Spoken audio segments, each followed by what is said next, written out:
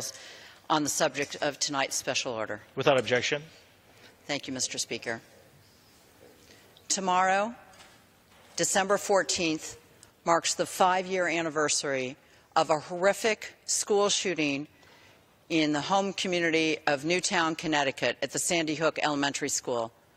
That day that shocked the nation, 20 school children and 6 educators, 26 and 7-year-olds, were ripped from the community of Newtown and from the United States. I remember that day. I was a newly elected member of Congress, learning about what it means to serve in this august body. I was with about 40 or 50 of my colleagues, learning about our duties, when I started to get emails and text messages that something terrible had happened at home.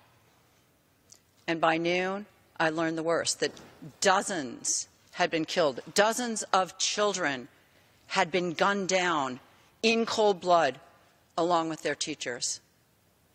I threw my things in the back of the car, and I drove from Boston.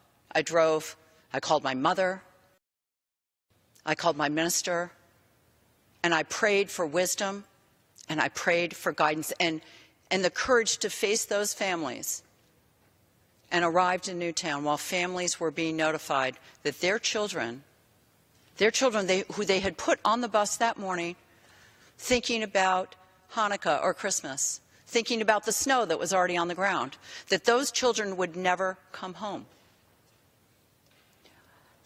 It's sad.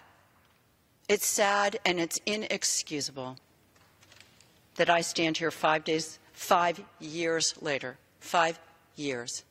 And in that time, this chamber, the People's House, has not taken up the people's business. As of this fall, in fact, over 90% of Americans still support having universal background checks on all gun sales to keep guns out of the hands of dangerous people. And over 90% of American households that have guns also support that common sense legislation. And yet in this House, we have not been given the opportunity to vote on that legislation. And in those 5 years, 170,000 Americans have lost their lives to gun violence. Think about that, 170,000. Newtown, like my hometown of Cheshire, is about 30,000 people. That's multiple Newtowns, all dead, every single one. And every single one of those Americans was a son or a daughter of someone, had friends and neighbors and loved ones. And again, in that time, this body has not acted. 2 weeks ago, I was in church in Danbury, Connecticut. I was at services with a congregation I try to get to every 6 months or so, and I saw a couple of people I didn't expect to see. I saw the mother of one of the little girls who was killed 5 years ago, and I saw the daughter of the principal. They were there for guidance, for wisdom, for courage, to fight the battle that this House, that the American people are waiting for this House to take action on.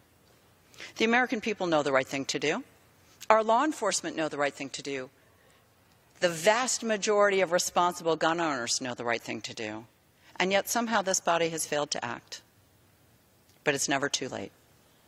Now is the time for us to step up. Now is the time for us to shoulder our responsibilities so that no other community has to go through what Newtown has gone through.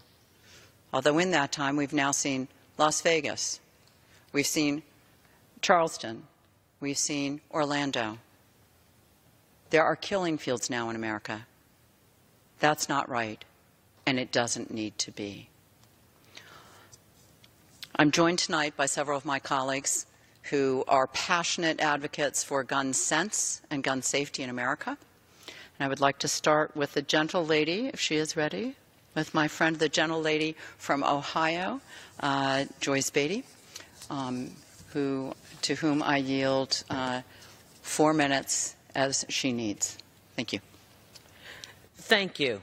Thank you to my friend and colleague, Congresswoman Esty, for leading this